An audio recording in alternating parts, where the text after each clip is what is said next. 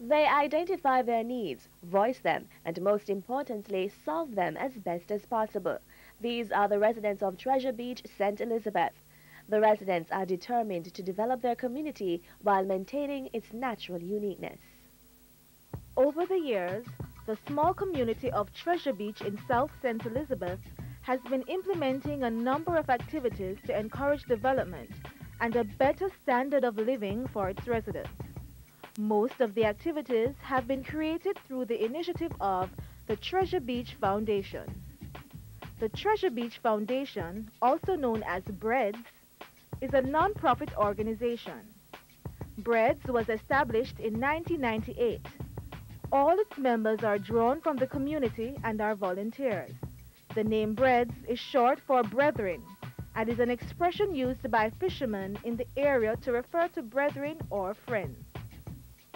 The foundation and its activities are guided by its terms of reference to promote sports, education, cultural heritage, and environmental awareness in the Treasure Beach area. We started with very simple projects in the beginning.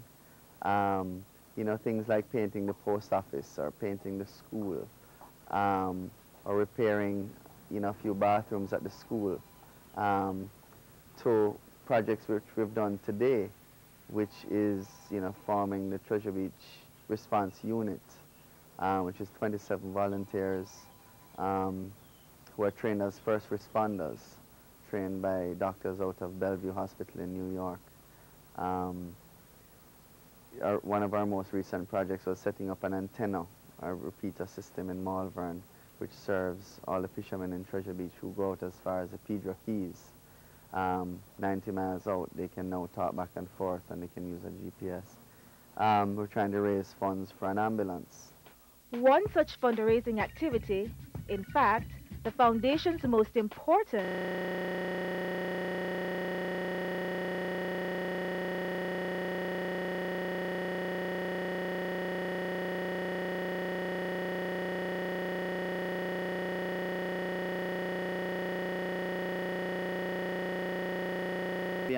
I mean, triathlons are very popular in America, but the off-road series where you go mountain biking and cross-country running is very unique.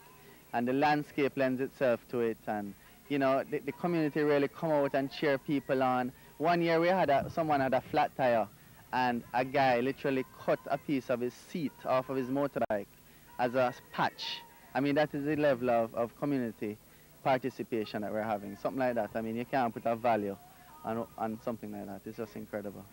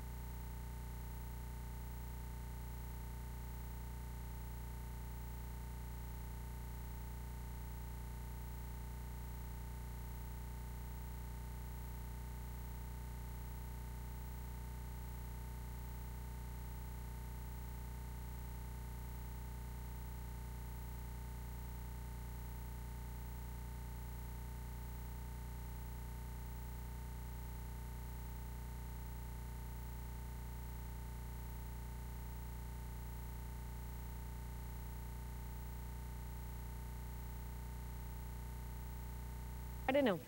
The course was hot, grueling, and challenging. But according to patrons and participants, the atmosphere was just right.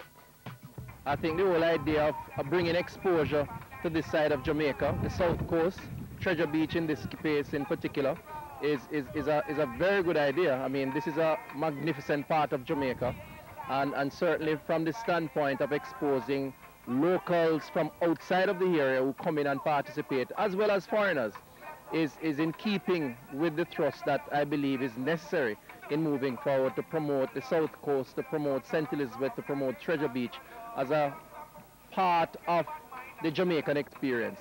On the other hand also, it's also good because it brings the community together, and it demonstrates the unity that exists within the community. It demonstrates what community planned activities can bring to a particular area from the standpoint of development, from the standpoint of working together. This is actually my fourth triathlon here. Skipped 1 year because of an injury, but I love doing it. I love the community here, the involvement. My friends, my sister did it, she came in second place. So it's been a lot of fun, a challenge, but a lot. The annual triathlon is one of many events aimed at encouraging community tourism on the South Coast. The events support the preservation of the natural environment and at the same time allow visitors to enjoy quality time. It's peaceful, the people are so loving, they help you, you know, they walk you from one place to the other at night. It's a real sense of love and peace down here, which I wish Kingston had. The South Coast has positioned itself in a very unique way. Events like the triathlon, the canoe fishing tournament, the literary festival, it's all about a grassroots type of movement. The type of tourism I'd like to see us go into is like ecotourism, more properties having an environmental program, and more properties maybe going into solar or windmill generation, this kind of thing. But South Coast is going to be sustainable, develop slowly, but we're going to be the ones who last it out, I promise you. The activities of the Treasure Beach Foundation encourage participation from different local groups. This is a variation of the Starlight. It's a craft that the Treasure Beach Women's Group does, and usually it's made out of clay and has a village scene painted on it. But earlier this week, Ms. Alex Bell came to the women's group and asked us if we could do a special Starlight for as a trophy for the triathlon. So she gave us a piece of paper that had the logo of the triathlon on it and asked us to write the 8th annual Jake's Off-Road Triathlon. And one of our many talented artists, Devon, painted up some of these for the triathlon, for the awards. And it's a candle, a base, and you light it, and a little memorabilia for all the winners of today's events. An aquathon was also held on the same day of the triathlon. The aquathon is a 2-event competition, a race in the sea and on land, for children between the ages of 10 and 14. It is hoped that the event will stimulate an interest by the local youth in the various areas of the triathlon. I think it's fun for the kids. It's motivate them and it's encouraging. At the end of the day, awards were handed out to the winners of both the triathlon and Kiddies Aquathon. In all, the event raised some $120,000. The proceeds will go towards future community developmental plans. Visitors to the Treasure Beach area, guest house owners who have committed to give $1 US every time they rent their villa or a room in their hotel, to give $1 US to the foundation. The taxi drivers who have committed to giving $1 US per trip to the airport. The fishermen who take tours from Jake's to say up the Black River or to Alligator Pond, they go to Little Ochi for lunch. They give $1 US to Breds. So it is a sustainable, NGO. People have stayed at guest houses who have contributed computers.